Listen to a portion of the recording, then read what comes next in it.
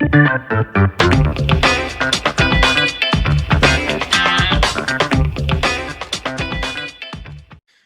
and welcome to another episode of the Real Estate Investing Club. I'm your host, Gabe Peterson, and this is the place investors go to gain actionable advice, learn about current market trends, and hear war stories from other professional investors out there in the field today. Before we get started, I have two quick housekeeping items for you. First, if you like this episode, we would very much appreciate a like, subscribe, and share. It is the best way to support the show and keep it running far into the future. Second, if you're a new investor looking to get started in real estate or an experienced investor looking to take your investing to the next level, I've created an ebook just for you that will cover how to find deals that are actually deals, how to finance those deals with little to no money down, and how to exit those deals for maximum value. On top of that, I throw in an insane amount of free bonuses that you'll have access to once you buy the ebook. All I charge is our admin costs to keep this show running. So if you're serious about real estate investing and want to create both active and passive income as an investor, head on over to the website at therealestateinvestingclub.com and click on the button that says get the ebook in the upper right-hand corner to grab yourself a copy. With that said, let's dive right in. Today we have a very special guest with us, ready to drop some investor knowledge on you. So buckle up, grab your pen and paper, and enjoy the ride. All right, we are live. Today we have with us Jonathan Tuttle. Jonathan is a mobile home park fund business owner. He is an investor, speaker, upcoming author, and a maverick in real estate. I am excited to have Jonathan here to talk a little bit about mobile homes. Jonathan, thank you for helping on the show today. How are you? Great. Thanks for having me on. I'm really excited to be here. Absolutely. Yeah, I'm excited to jump into this. So I always start, I ask people, give us a little background about yourself, where you are right now, and how you really got started in real estate way back in the day. Sure. I guess the foundation started from my dad. Was that when I was like 5 years old? I'd be on the job sites. He was a broker. He also flipped like 30 some houses. So starting off at like 5, 6 years old, I would literally be boots in the ground. That was where I would learn my education from this, the ground up basically. Then later on, he's ended up started getting in the mobile home park space about 2006. And it just really was intriguing. I was in retail at the time. It was just a really intriguing niche. When you think about it, like logically, it just made sense. Affordable housing that serves a big portion of people, and you can't develop new ones. So he got his first park then. We bought a couple of parks as a family over our next 5 years. And then this year, we started our Midwest Park Capital as a mobile home park fund. So. Yeah, that's awesome. Sorry, I'm getting a little bit of reverb on my end. So let me just fix that real quick. Sure. All right. I'm always jealous of people. I hear they had a mom or dad who, was a real estate agent, a real estate investor, contractor, something like that, and they had this in. So I'm jealous that you got that start. That's especially that your dad was into it in 2006. That's way before it became like a thing. Like investors, mobile home parks seem to be a little bit more not mainstream, but popular these days as far as an investment strategy. Yeah, his biggest regret, he says he wished he got into it in like the 80s, like when Sam Zell did. I probably wouldn't be having fun. I'd probably just be living easy here.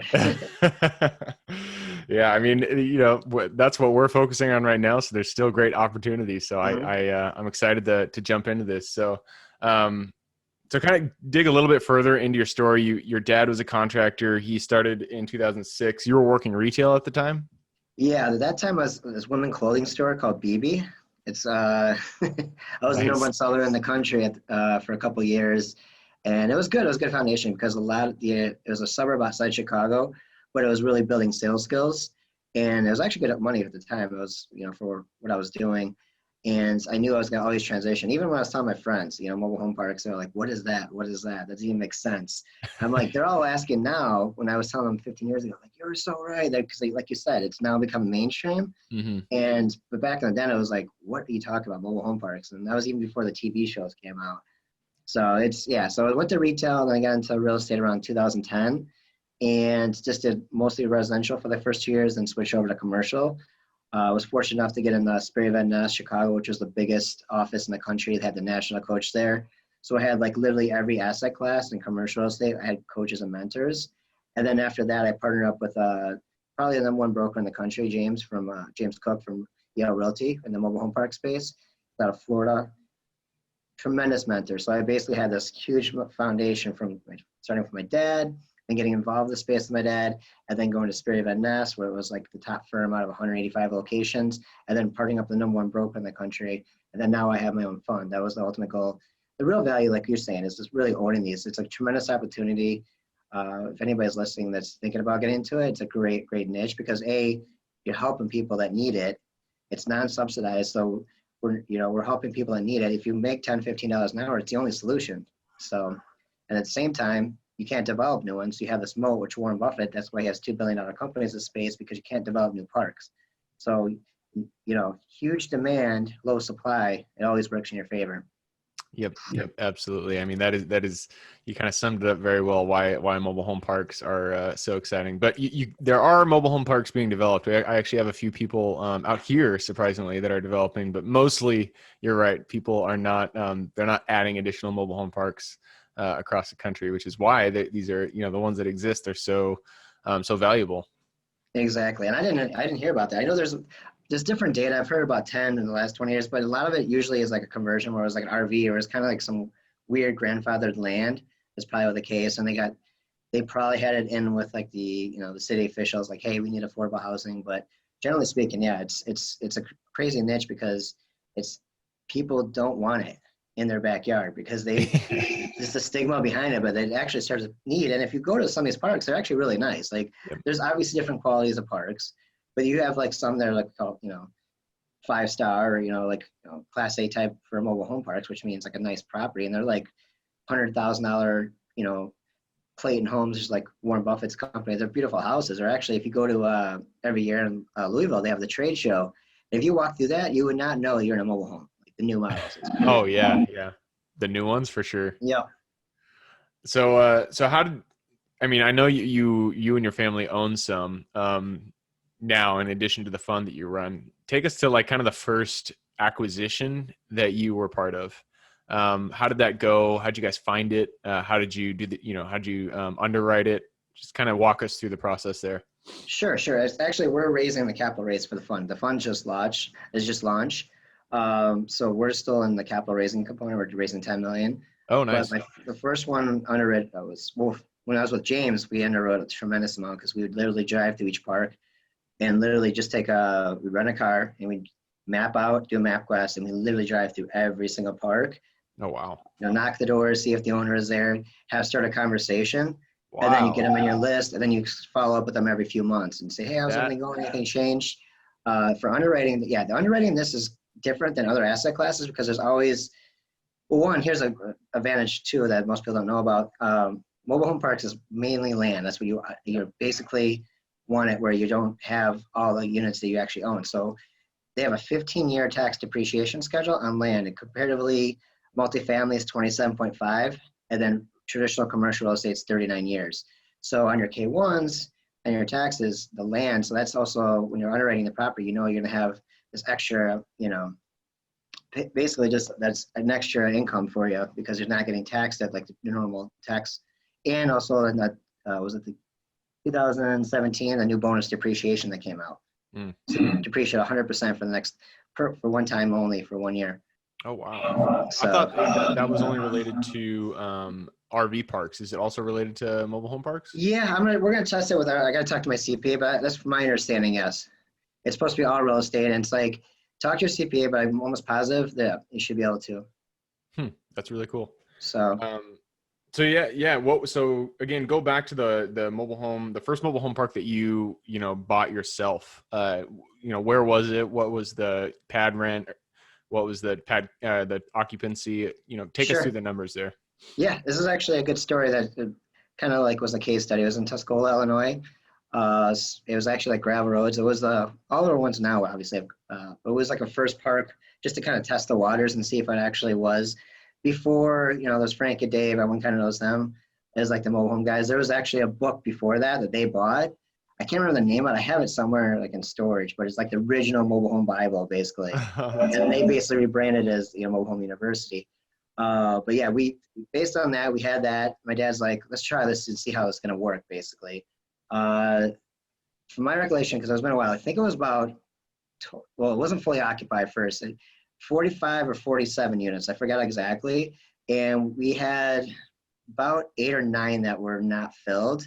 And we had the lots, but there were no units there. But luckily, there was another big owner right outside, like 30 minutes away. It had like a 550 unit park. And he basically 550 unit park. Wow. Yeah, he owned the dealership in town. He an apartment building across the street. He's making money. Yeah, I mean that park. Yeah, it's definitely worth probably 30, 40 million right now. Probably 30, 35, 40 million Wow. alone. And obviously he's had it for 30 years, so it's straight equity. Okay.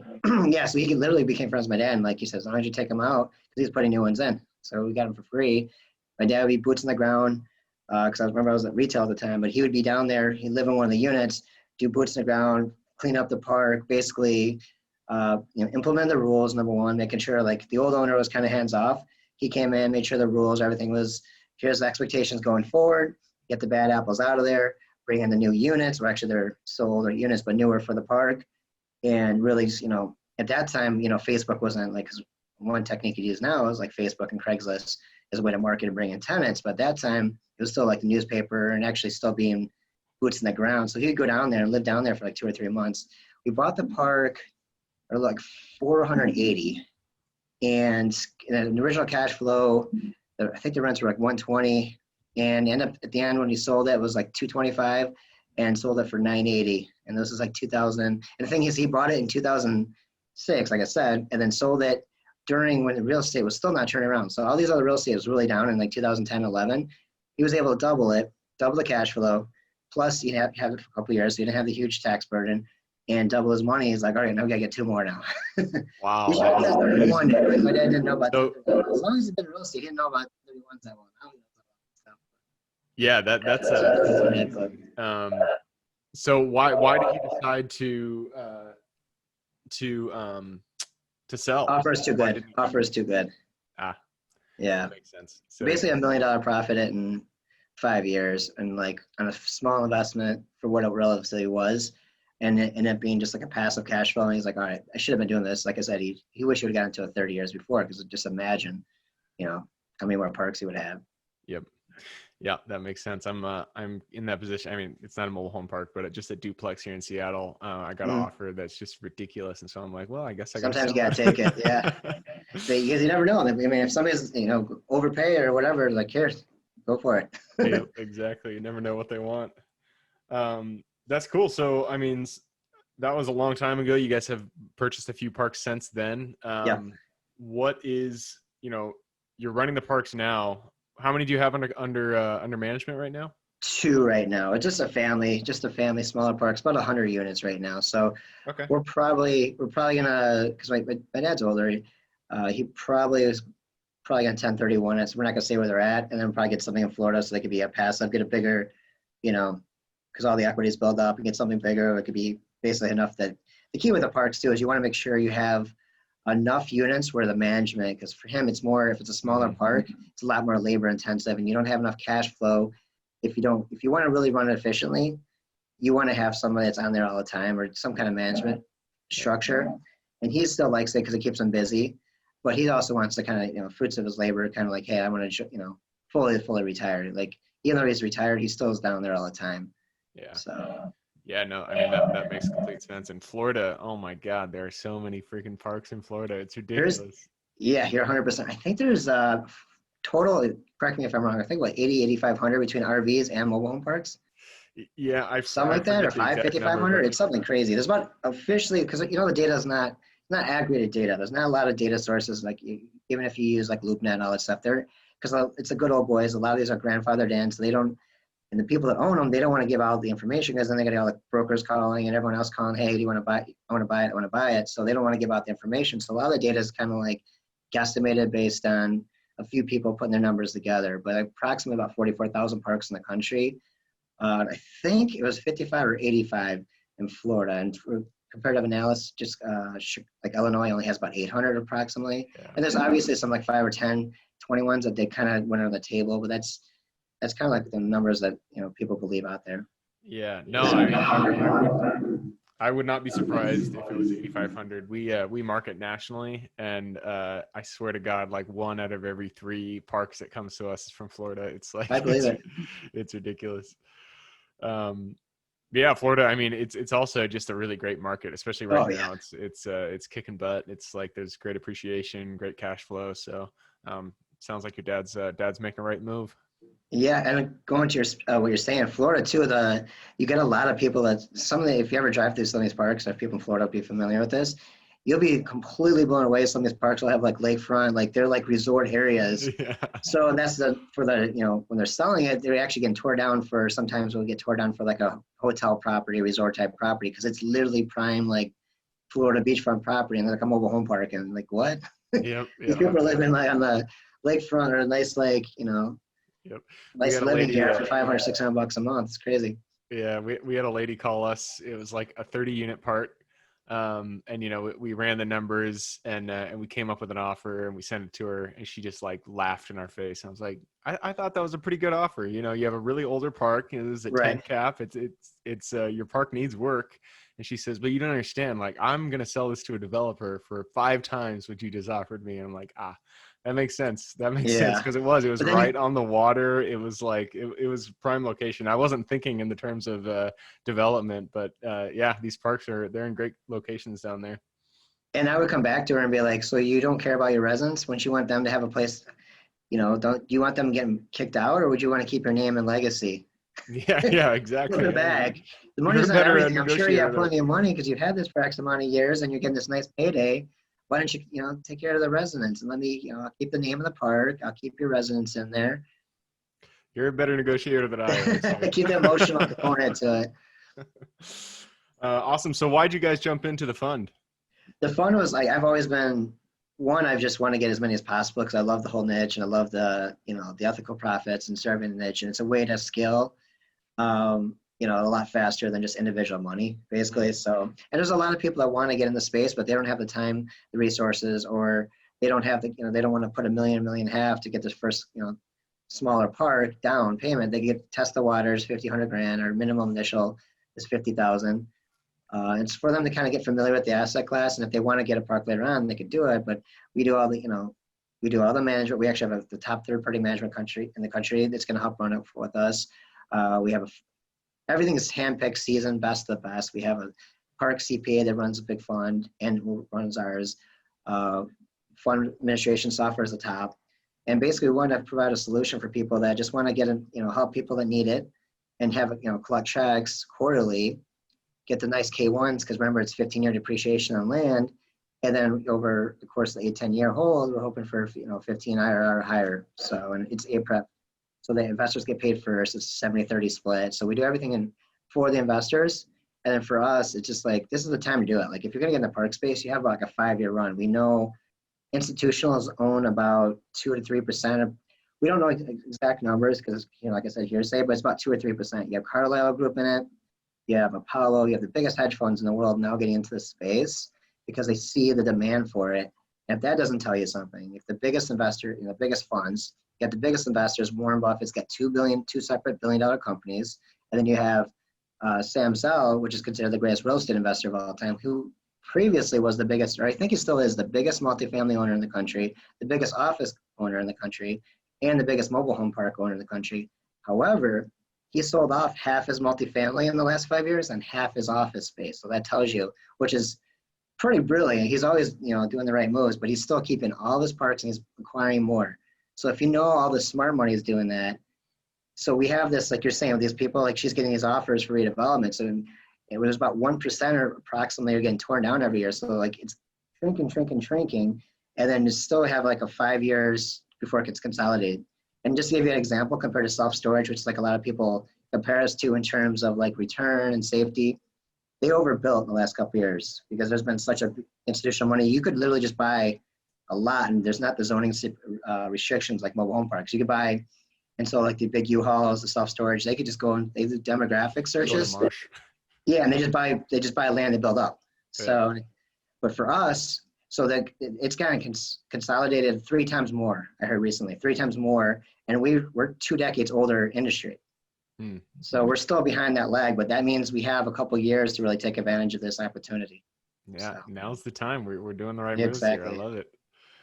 Awesome. Well, hey, we are at the end of the podcast. We've already blown through that 20-minute mark, so I have to move us on to the end. I've loved the conversation, though. I'd love to have you back on once get this fund up and running. Yeah, definitely. But going into the quick question round, this is where I ask you quick questions. You give me quick answers, and it starts with Sure. books. I always ask people favorite book. So give me one favorite book for real estate, one favorite book for general life wisdom. I would do Sam Zell, since we're on the mobile home park niche. Am I being too subtle? And he gives a story and how he thought when he was acquiring the properties and how he thought of the angles and his real life, just his story basically, and it's an incredible story. And then for probably my favorite book that for entrepreneurs, it's not. I mean, it's pretty known, but it's more tech. It's called Peter Thiel, 0 to 1. Oh yeah. Yep. So, and he's kind of being like, his whole premise, he is the founder of PayPal, obviously. He was like the first investor, one of the first investors of Facebook. So he's always a visionary. His whole thing is like just trying to think outside the box and be more of an innovator in the future who could solve problems. And it kind of ties back into the parks, like always think, how can you solve problems and how can you be innovative and how can you find that, that blue ocean basically where you have less competition. So it kind of ties into our niche and also kind of how to be an entrepreneur and actually not have to work as hard. You have to work your ass off, but like work less, because you could find that work smart, easier path. Sorry, I swear. Yep. No, I love it. Going on to the next question. This one's about your younger self. So if you could go back to the Jonathan who was just working retail back in the day, working the job, go back to him, give him one piece of advice moving forward. What would that piece of advice be? Well, I mean, I always believed in myself, and that job gave me a lot of confidence when I hit #1. But when I got out of that niche and first in the real estate, I wasn't as confident. Like I didn't believe in, like I was listening to other people. Like even with the parks, I would have gone fuller into it because I had listened to other people who none of them actually did like crazy entrepreneurial things themselves, but just actually listened to them, followed through more, which I did. But it kind of made me second guess things a little bit, even when I was first starting out and getting into real estate. And I got in real estate 2010, which was like the downturn of downturns. I was like, am I making the right move? And it was, just to build up that, that courage and that tenacity and that grit, which was good, which is great for now. And actually being in the right niche. But going back to that older self or younger self of me, would be actually just be like, I know what I'm doing. I know I'm doing the right path. I'm going to full force with it and not listen to other people and not let them slow me down. So any entrepreneur, focus on you because people are either going to be, most of the time people are going to doubt you no matter what. And then when you keep, your biggest haters are going to probably be your closest friends. And then they're going to be like, how'd you get there? Well, you didn't believe and now I got there because I did all the work and I executed. Yep. No, I love it. Trust in yourself and I'll always take other people's advice into consideration, but you're the last one. You're the one that actually has to make the decision. You're the one that needs to go forward. So love that piece of advice. Next question is about habits. Habits are the foundation of our life. So if you could point to one habit that you feel has contributed the most to your life today, what would that habit be? I think this works for everyone. This is a key. It's the time management.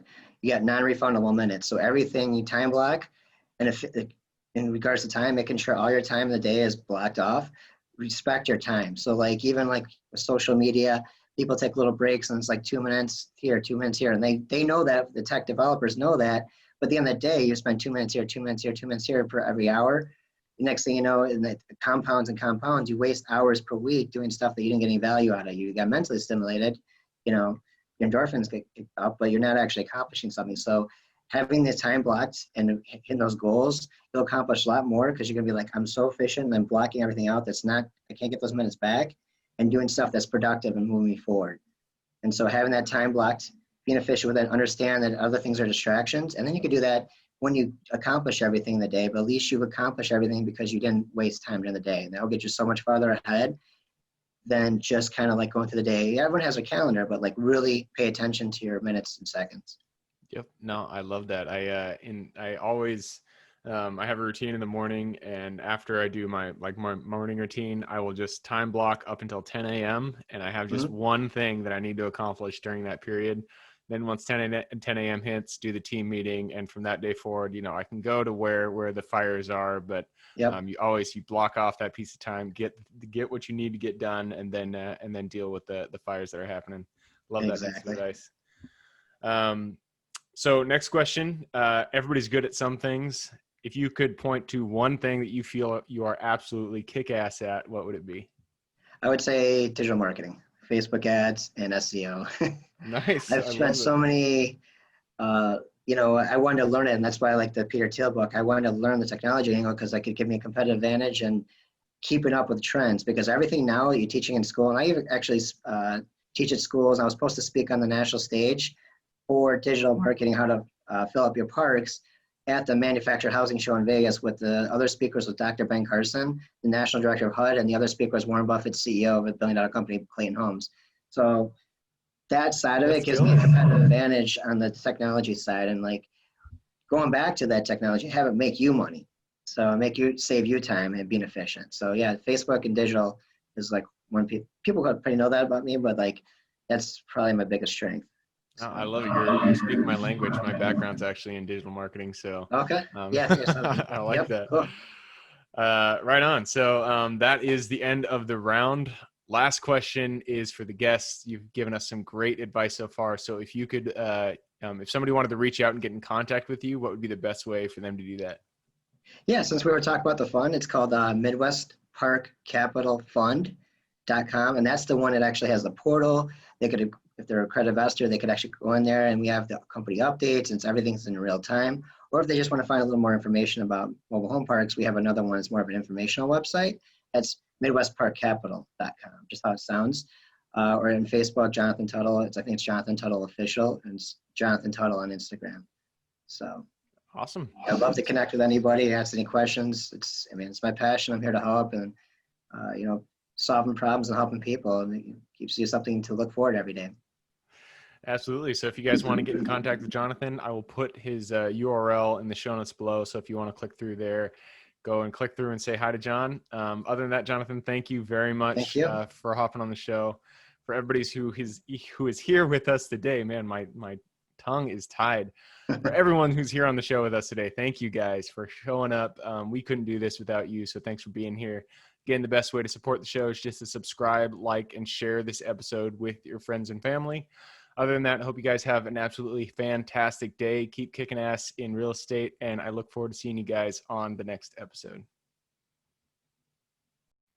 Thank you for joining us for another episode of the Real Estate Investing Club. I hope you guys enjoyed the episode as much as I enjoyed putting it on, and we're able to pull some actionable advice that you can apply in your own investing today in the field. Before you go, we have a gift for you. If you're a new investor looking to get started, or an established investor looking to take your investing to the next level, I've created an ebook just for you, available on our website. This ebook will cover how I was able to create both active and passive income in real estate with very little money to start with. In it, I will address the 3 most often cited obstacles new and veteran investors run into by showing you how to find deals that are actually deals, how to finance a deal with little to no money down, and how to exit those deals for maximum value. And if you get the ebook today, I am throwing in a bundle of bonuses, 7 of them to be exact. The first one will be the off-market lead generation blueprint, which will take you through the exact systems and processes we use to generate off-market leads like clockwork, which is the most important skill when it comes to creating wealth in real estate. The second bonus is the A to Z REI systems and vendors guide, which will allow you to peek under the hood of our business and see the exact tools, systems, and even the vendors we use to see the success that we do. And the third bonus is the top 100 best performing keywords pack, which will give you the exact keywords we use to target motivated sellers online using PPC ads. The fourth bonus is our contracts bundle for wholesaling and renting real estate, which will give you access to all the contracts we use in the field to execute all different types of transactions. After that is the Investors Quick Analysis Calculator and Offer Tool, which will allow you to quickly calculate whether a deal is an actual deal and will allow you to create an offer automatically from those calculations. This is a lot of bonuses that I said. I'm just going to keep going down the list. Number 6 is the Investor's Daily Success Tracker, which is a tracker you can use to ensure you are taking the right actions day in and day out to reach your financial goals in real estate. And the last bonus is the Wholesaler's Template for quick assignment cash, which will give you the templates we use to present our wholesale deals professionally and efficiently to our buyers. Whew, that is a bundle. So it's a mouthful. You get all of those bonuses for free when you download the ebook. All we charge is the admin cost to run the show. So if you're interested in the ebook and the bonus bundle, head on over to the website at therealestateinvestingclub.com. Click on Get the Ebook Bundle at the top of the page to take advantage of that deal. And with that said, I hope you have a fantastic day and even better week. Keep rocking real estate, and I look forward to seeing you on the next episode.